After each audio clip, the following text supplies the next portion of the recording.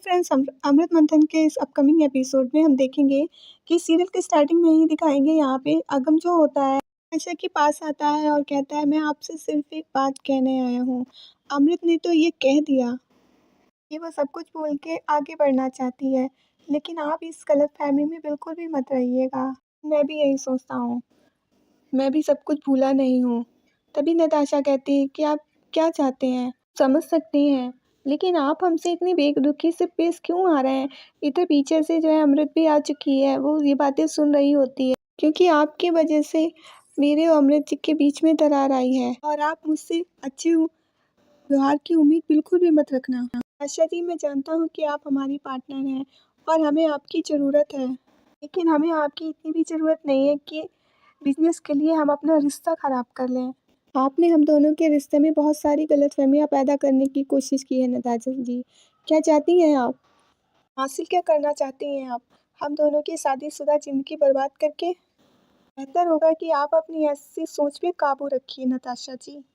देख लेता है कि नताशा भी पीछे खड़ी हुई है, तो फिर से वो कहता है नताशा से, सच कहते हैं लोग, दौलत इंसान का दिमाग ख़राब कर देती है।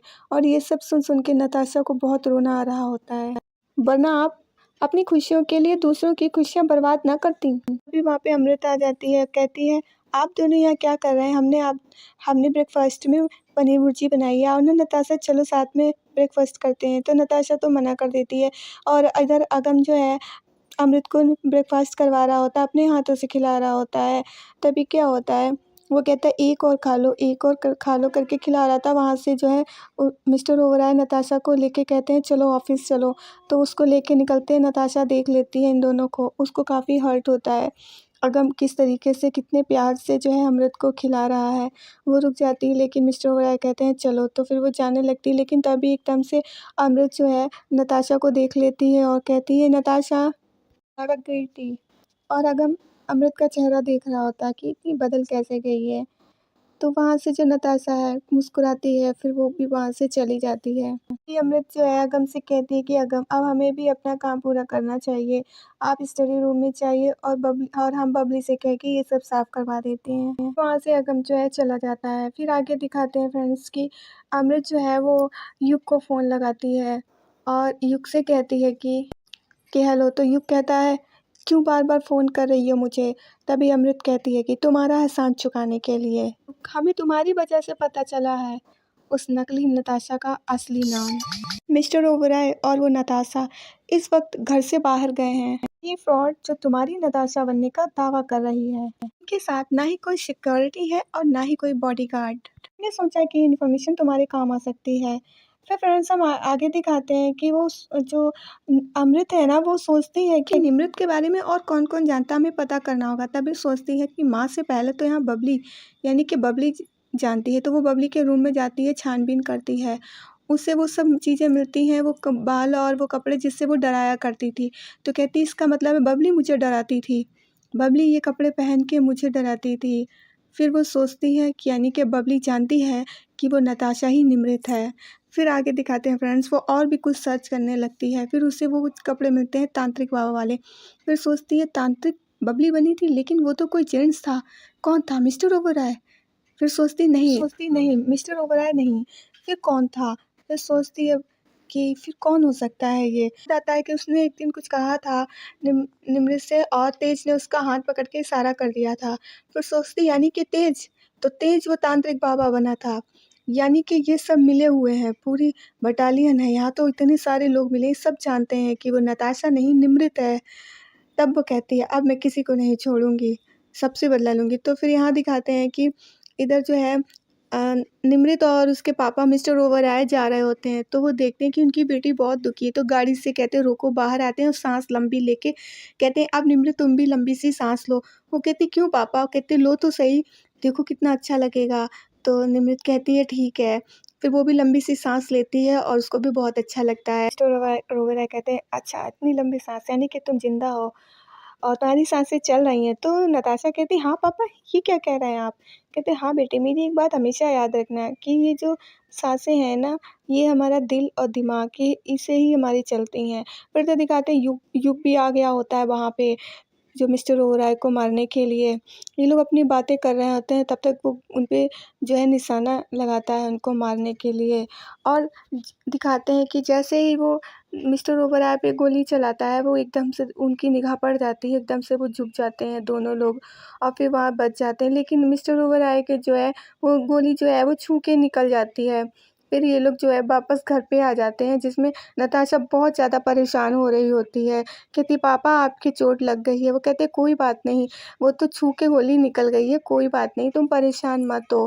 फिर ये लोग जो है डॉक्टर भी आ जाते हैं। और जो रिपन है वो कहती हैं कि क्या हुआ।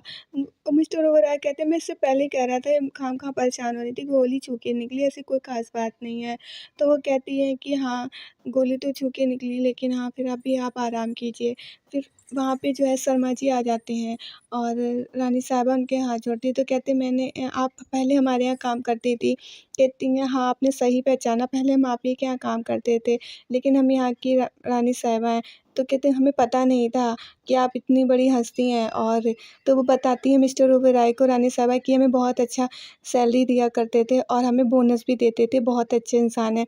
नताशा ये सब सुन के बहुत खुश होती है कि मैं यहाँ नहीं थी तब ये कितना ध्यान रखते हैं। लेकिन वो कहते हैं कि हाँ, मैं ये करता ज़रूर था, लेकिन ये मैं खुद से नहीं करता था, ये मुझसे कोई करवाता था। मैं तो आपको पैसे और बोनस दे दिया करता था, लेकिन मैंने खुद से नहीं किया। तो कहती, मतलब?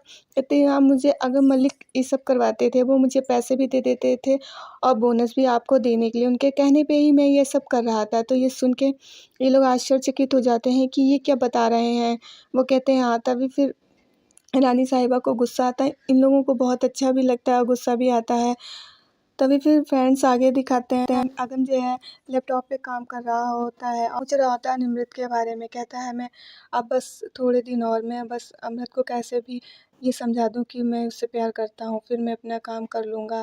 तभी फ्रेंड्स साहिबा आ जाती हैं और पैसे 70,000 रुपये फेंक देती हैं उसके आगे। वो कहता है, ये क्या? कहती, हाँ, तुम्हारी ये जो तुमने मेरी मदद की थी ना, उसके हमें ऐसे इंसान के नहीं चाहिए पैसे, जिसने थोड़े दिन भी नहीं हुए थे और मेरी बड़ी बेटी से शादी कर ली। तो क्यों किया तुमने ऐसा, और तुम्हें क्या ज़रूरत थी मेरी मदद करने की? तो अगम कुछ भी नहीं बोलता है। वो उनके बहुत पूछने के बाद भी फिर जब देखता है ज़्यादा पूछने, तो कह देता है कि मैंने सोचा अमृत का यहाँ पे नाम है, वो एक राजकुमारी है, उसका नाम ना ख़राब हो। अब आप क्या करती, कहाँ जाती, कहाँ रहती, इसलिए मैंने उसका नाम ना ख़राब हो, इसलिए मैंने आपकी मदद की थी। फ्रेंड्स हम आगे देखेंगे कि इधर युग जो होता है वहाँ पे अमृत आती है उससे मिलने। वो कहती है, युग, मैंने जो तुम्हें इन्फॉर्मेशन दी थी तो तुमने उसका क्या फ़ायदा उठाया? युग को गुस्सा आ रहा होता है, हमने घर में फ़ोन किया था युग, और वो नताशा, वो निमृत बिल्कुल सही सलामत है। तभी युग कहता है, शट अप। तभी युग कहता है अमृत से कि निमृत, ये नताशा मेरा निशाना है ही नहीं। मैं पहली बार भी जब तुम्हारे घर आया था तब भी मैं उसे मारने नहीं आया था। तो अमृत कहती, तो फिर क्या मतलब है तुम्हारा? तभी मैं समझ गया था कि मैं किसी गलत कमरे में घुस आया हूँ। मैं उस नताशा या निमृत को चुप कराने की कोशिश कर रहा था, उसे नहीं, मिस्टर ओबराय के लिए आया हूँ। तो अमृत कहती है, मगर मिस्टर ओबराय ने ऐसा किया क्या है जो तुम उसे उन्हें मारना चाहते हो? तभी युग को गुस्सा आता है अमृत पे और कहता है, तुम अपने काम से काम रखो। आज के लिए इतना ही। वीडियो अच्छी लगी तो लाइक ज़रूर कीजिएगा, कमेंट में अपनी राय ज़रूर दीजिएगा कि आपको वीडियो कैसी लगी, और हम मिलेंगे नेक्स्ट वीडियो में। तब तक के लिए बाय बाय।